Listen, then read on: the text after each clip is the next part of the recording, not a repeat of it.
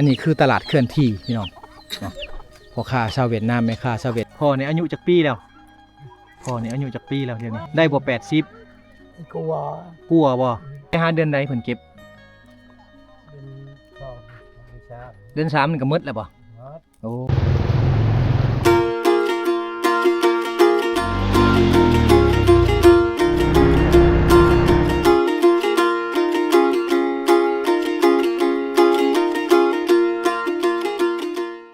สบายดีสบายดีแม่เอ้ยนี่ไงเมียนแคมแม่ชะม่อมบ่นี่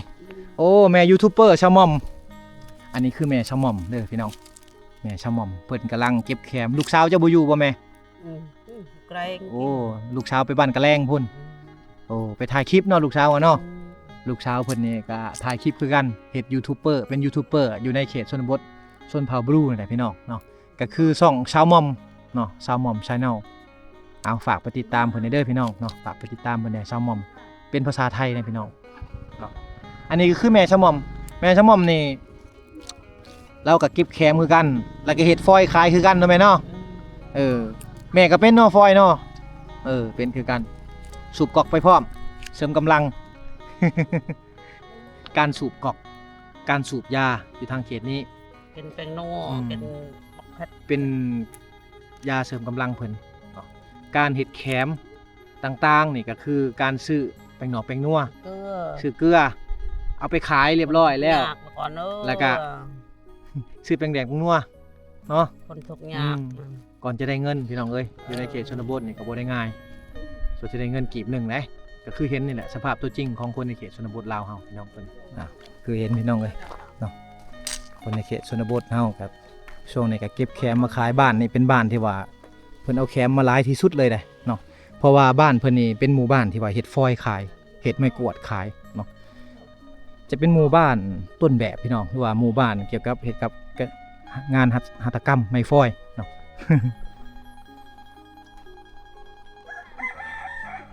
ตัวช่วยสิได้โลหนึ่งหน่อยเนาะสบายดีช่วยสิได้โลหนึ่งบ่ได้ง่ายอันนี้ไปเอาอยู่ผู้พุ่นเห็นบ่ไปเอาอยู่ผู้อยู่พาพุ่นพี่น้องช่วงนี้หลายเนาะแถมประมาณเดือนใดหาเดือนใดเพิ่นเก็บเดือน3นี่ก็หมดแล้วบ่โอ้เฮาไปเก็บนี่มันก็ออกใหม่อีกเนาะประมาณเดือนนี่มันบ่มันออกใหม่อีกตลอดเนาะ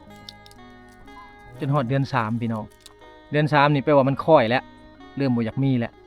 เก็บก็มีอยู่แต่บ่หลายคือเดือนนี้อันนี้คือสินค้าเพิ่นเอาไว้ซื้อขายแล้วก็ไว้ซื้อแป้งนอกแป้งนัวซื้อแผบซื้อสบู่เลยใส่ในเฮือนในซ่าน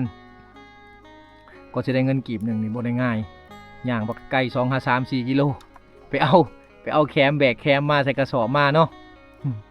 บ่ง่ายเลยนี่ก็คือกิจกรรมหรือว่าเวียกงานหลักๆของชาวบ้านเขาเจ้าอยู่ในเขตชนบทเฮาพี่น้อง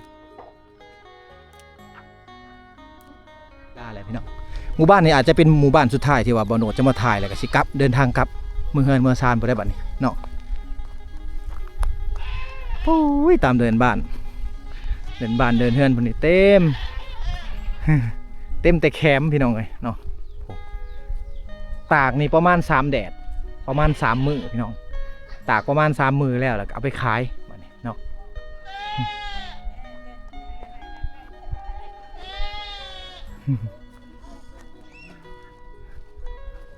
เต็มแต่แคมเลยบ้านนี่คือบ้านละเตืองจะมีโรงเรียนประถมสมบูรณ์อยู่พุ่นโรงเรียนประถมอยู่พุ่นพี่น้องเนาะเดี๋ยวบ่โนดจะพาพี่น้องย่างเลาะจนสุดพุ่นแหละเนาะจึงย่างกลับขึ้นมาอีกเท่านึง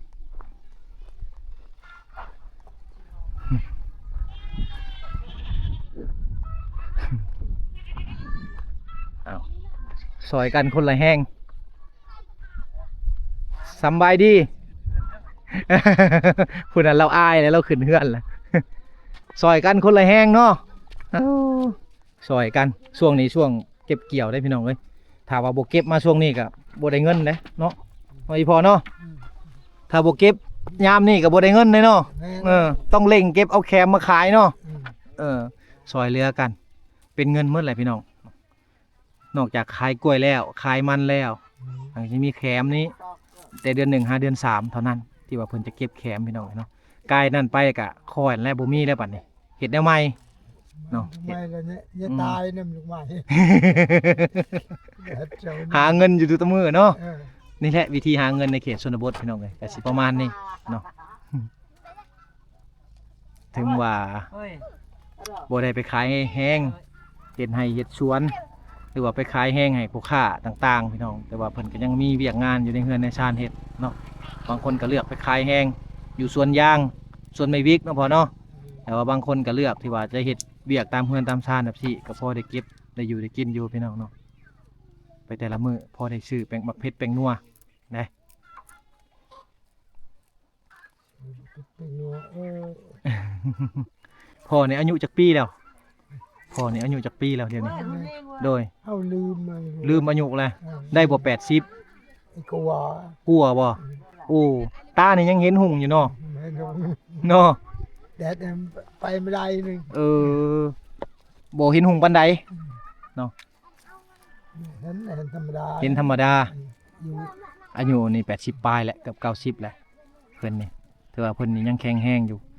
เปรียบเทียบกับคนในเมืองเฮานี่60นี่คนละอย่างเลยเด้ คนในเมืองนี่60ปีนี่ตาบ่เห็นหุ่งแล้วเด้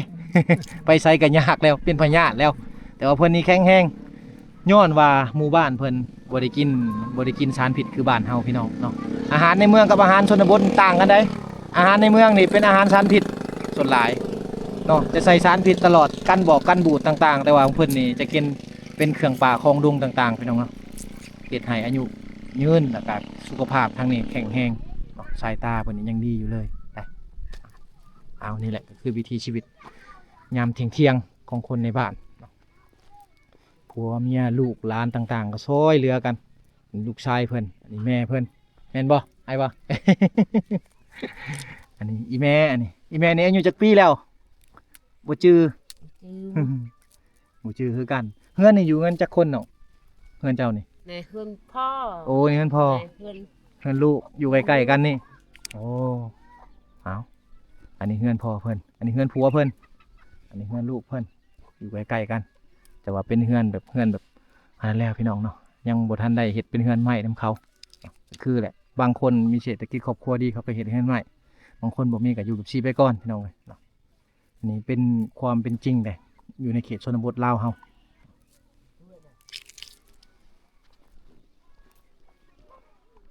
ขอบใจเด้อแม่เด้อนี่แหละคือเห็นเฮือนซ่านกับเจ้าพี่น้องครับเนาะอยู่แบบชีไปก่อน ตามกล่องตารางนี้ขาดบ่ได้ก็คือเป็นไม้ฟืนต่างๆนี่จะเต็มเนาะบางคนก็ไปหามาปลาไว้บางคนก็ไปหามาเป็นมื้ออยู่ทางเขตนี้ได้บ่คือกับทางตะโอยได้ตะโอยนี่หามาเต็มเลยเนาะหามาเต็มเฮือนไว้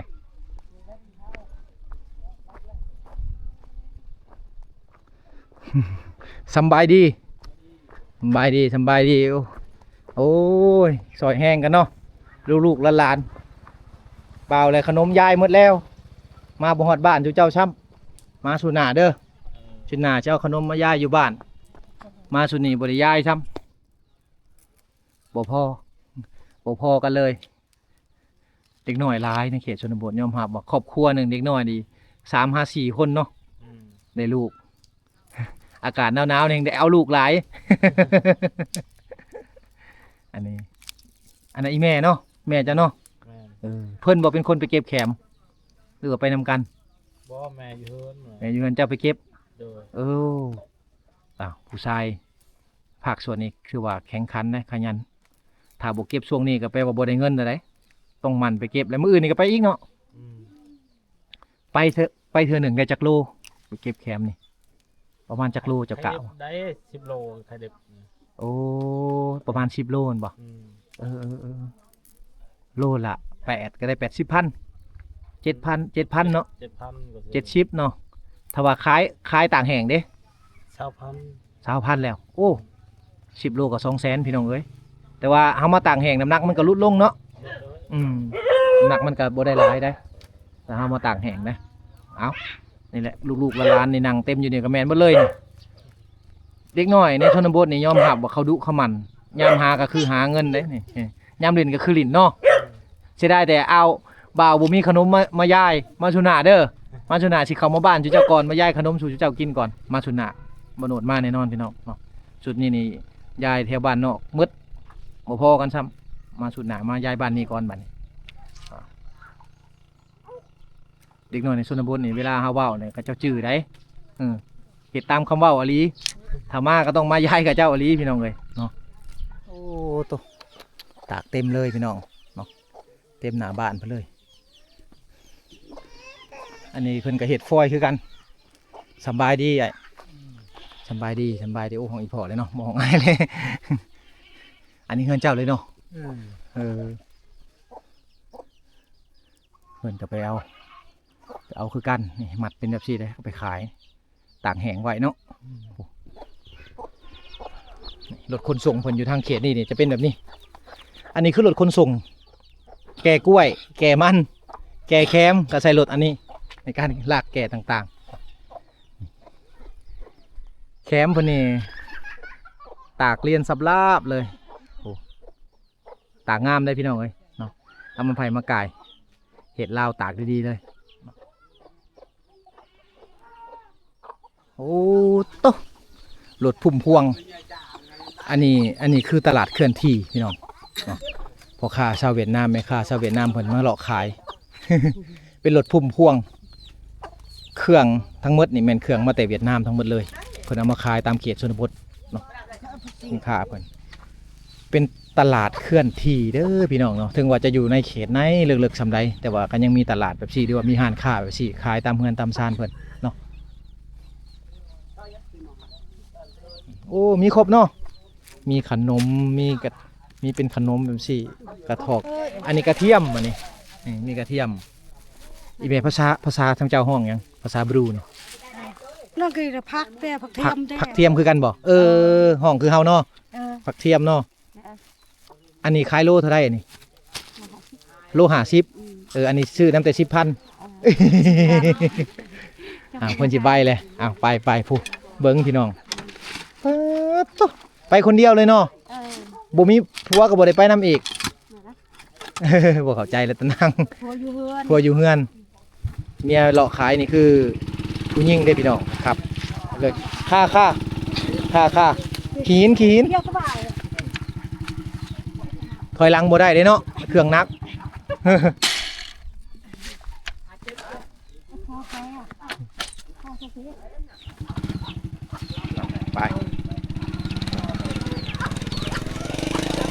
ไปแล้วรถพุ่มพวงเพิ่นพี่น้องเอาย่างแล้วเลาะพี่น้องเลยเนาะบ้านนี้อาจจะเป็นบ้านสุดท้ายเด้อที่ว่าบโนดมาจะได้เดินทางกลับเลยวันนี้ก็ประมาณ 14 นาฬิกาแหละสบายดี อันนี้คือโรงเรียนมัธยมประถมโรงเรียนประถมสมบูรณ์ ไปใช่ เอาอายยังเนาะสิอายยังอันนี้คือโรงเรียนประถมสมบูรณ์บ้านละเตืองพี่น้องเนาะโรงเรียนประถมสมบูรณ์หมู่บ้านละเตืองนี่คือมีแต่ป .1 จนฮอดป .5 เนาะเขาจะเรียนรวมๆกัน1 2 3 4ประมาณ4ห้องแต่ว่าห้องหนึ่งอาจจะเรียน2ชั้นบัดเดียวพี่น้องนักเรียนเขตชนบทนี่บ่มีหลายเนาะประมาณบ้านหนึ่งประมาณ10กว่าคนนั่นเองนี่คือโรงเรียนประถมสมบูรณ์บ้านละเตือง สบายดีมาแต่ใช่พอเอ้ย เอาผัก เอาแต่บัตรเนาะเอาผักหอมไปเห็ดกิน โดยเปาะไปใช่ไอ้นั่น เปิ่นอายอันนี้คือเครื่องซีข้าวบูฮานของชาวบ้านเขาเจ้าไปตำข้าวแล้วก็ปาไว้อย่างซี่คลุกแบบซี่เลยก่อนจะได้คลุกนี่ก็บ่ได้ง่ายพี่น้องเลยเนาะเอาไผ่มาโล้นจอแล้วเอาไผ่ล้นก่อนล้นแล้วถึงตำไปแต่ละมือมันจะคอยกินเข้าไปเนาะกินขอบนี่เข้าไปแต่ละมือคอยกินขอบนี่เข้าไปนะเอานี่ก็คือเครื่องซีโบราณเนาะเป็นขกตำข้าวใหม่ยังมีหลายอยู่ในเขตชนบทเด้อพี่น้องแต่ว่าอีก20 ปีข้างหน้านี่อาจจะบ่มีแล้วอันนี้สบายดีแคม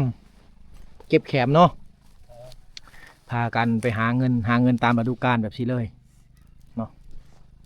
นั่งได้อยู่เนาะอย่างนี้เด้อ สบายได้นี่เลยอันนี้คือแค แขมยอดแขมสิเป็นในช่วงเดือน12หาเดือน3เนาะเก็บเนาะเดือน3นี่ก็บ่มีแล้วพี่น้องเอ้ยเดือน3นี่ช่วงนี้เพิ่นก็ไปเก็บมาขายนี่แหละเนาะแต่เนื้อฮอดใต้พี่น้องเอ้ยชนบทลาวเฮาจะเก็บอันนี้มาขายให้กับเวียดนามพ่อค้าคนกลางคนลาวแน่คนเวียดนามแน่ที่มารับซื้อตามเขตเหนือก็คือกันตามเขตใต้ก็คือกันหรือว่าภาคกลางคือแข้งสวรรค์ในเขตนี่ก็คือกันพี่น้องเก็บมาขายแบบซี่คือกันเป็นโลตากแห้งขายโลละ20,000บ่ปัดเป็นมัดแบบซี่ขายเลยล่ะโล7โล8มัดนี่บ่ เป็นโลเลยนี่นะบ่อืม 5,000 โอ้ถ้าว่าซ้อมละ 7,000โอ้ถ้าว่าขายแบบซี่ละ 5,000 เลยเด้ถ้าว่าซ้อมมาหักไม้ออกดีๆแล้ว 7,000เข้าก็เนาะหาเงินตามฤดูกาลแบบซี่แหละพี่น้องอยู่ทางเขตนี้บ่ได้ไปรับจ้างก็หาแบบซี่เนาะ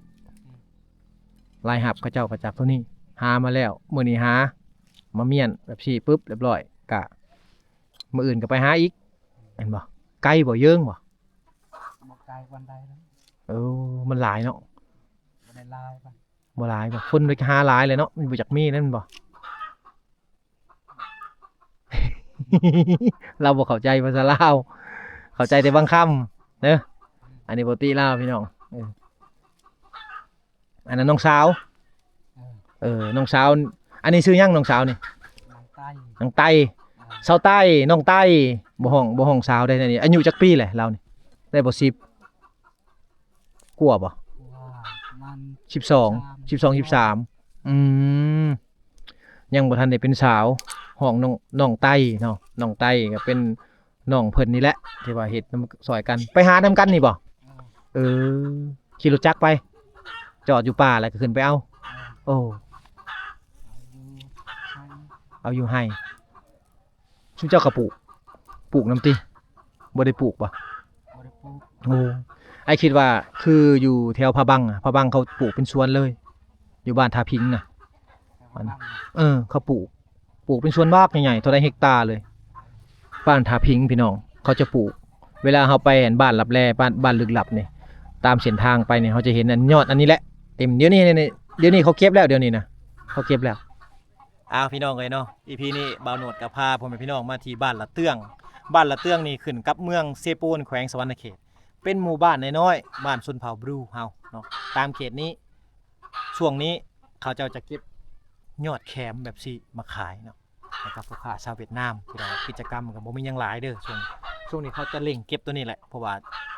เก็บแล้วตากแห้ง3มื้อ3แดดขายเนาะรูนึง 20,000 18,000 20,000ถ้าว่าเก็บมาแล้วก็ซ่อม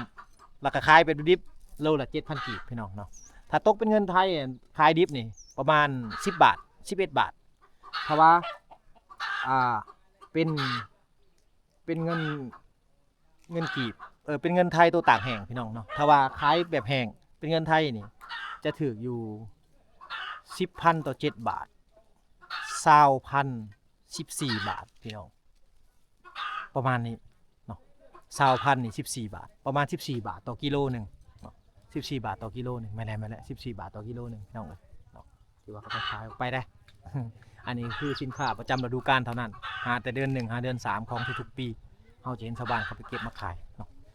EP นี้ก็สิบ่มีหยังหลายพี่น้องเนาะพาพ่อแม่พี่น้องย่างเลาะเบิ่งหมู่บ้านเพิ่นแล้วก็สิขอกลับเมื่อก่อนได้บัดนี้ได้ขอลำลาเด้อพี่น้องเนาะบ๊ายบายพี่น้องเจอกัน EP หน้ากลับก่อนบัดนี้บ๊ายบายน้อง